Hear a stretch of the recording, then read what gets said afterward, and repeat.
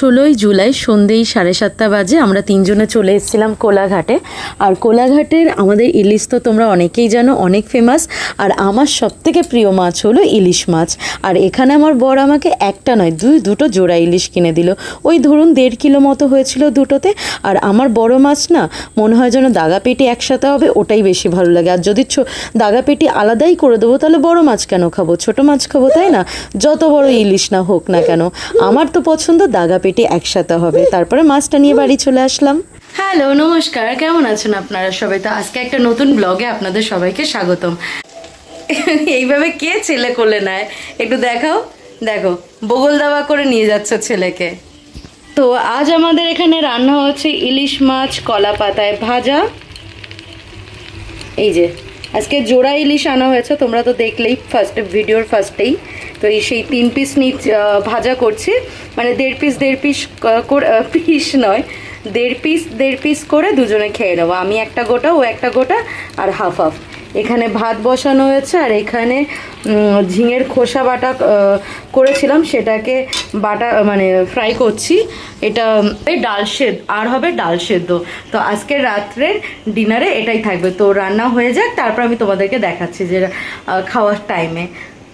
আর তোমরা যারা আমার নতুন চ্যানেলে আসছো তারা ভিডিওগুলো দেখছো, সাপোর্ট করছো, এইভাবে সাপোর্ট করো।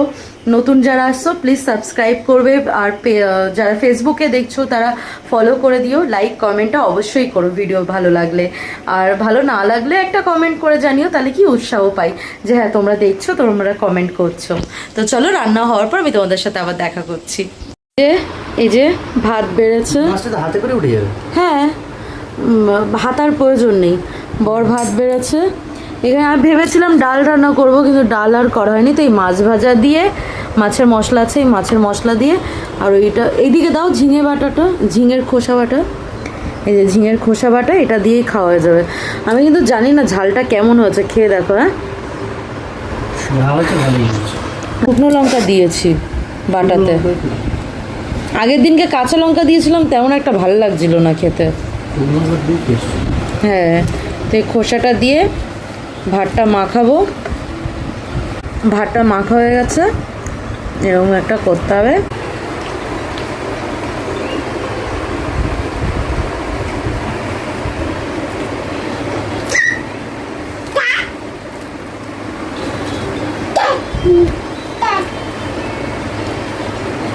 হেবি সুন্দর হয়েছে, মানে কি বলবো, কোনো কিছু বলার নেই।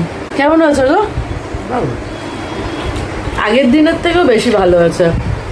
অ্যাকচুয়ালি ঝিঙের খোসা বাটাটা না, খোসার সাথে হালকা হালকা একটু বেশি করে ঝিঙেও রাখতে হয়, তাহলে টেস্টটা ভালো হয়। শুধু যদি পাতলা করে ঝিঙেটা কেটে যদি শুধু খোসাটা বাটা হয় তাহলে ভালো লাগে না। একটু রসুন দিতে হয় আর একটু শুকনো লঙ্কা দিতে হয়, হেভি টেস্ট হয়। আর আমাকে এইভাবে রেখে খেতে হয়, কারণ ওই যে আমার ছেলে পুচকু সোনা ওই দিকে সে অ্যাটাক করে। তো চলো খাই। তার খাওয়া হয়ে গেছে দিয়ে, কি বলো ওটাকে, খোসা দিয়ে। এখন এই ইলিশ মাছটা দিয়ে খাবে।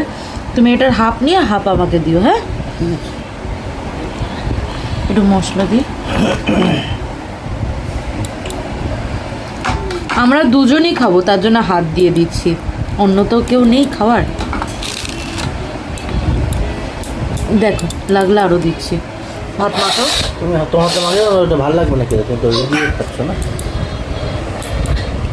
লাগলে এখান থেকে পাতা থেকে তুলে নিও। হ্যাঁ, লাগবে না, তুমি খাবে।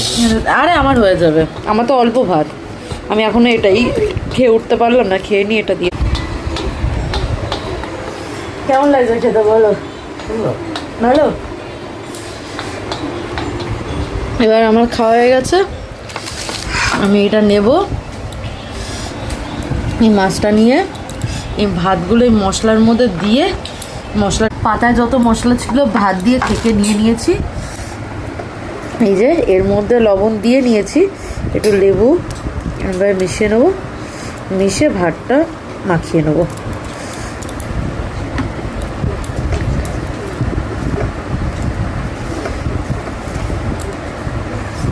হেভি লাগে খেতে, হেভি। মাছ ভাজা কিন্তু মানে নুন, হলুদ, লঙ্কা বাটা, কাঁচা লঙ্কা বাটা আর সর্ষের তেল, তাছাড়া কিছু যায় না। আর সর্ষের তেল ছাড়া এই মাছ ভাজা যায় না, সাদা তেলে হয় না।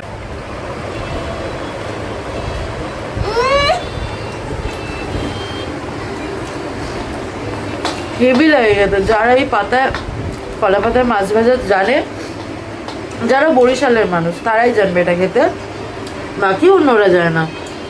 অন্যরা পাতুরি করে, বাট এটা পাতুরি নয়, এটা একটা বাংলাদেশের ডিশ। আমার বর তো খুব ভালো খায় এটা। যাই খেয়ে নিয়ে এও জ্বালাতন করছে, আমি আর ভিডিওটা দেখাতে পারলাম না বেশি। পাপা পাপা না না, চলো টাটা।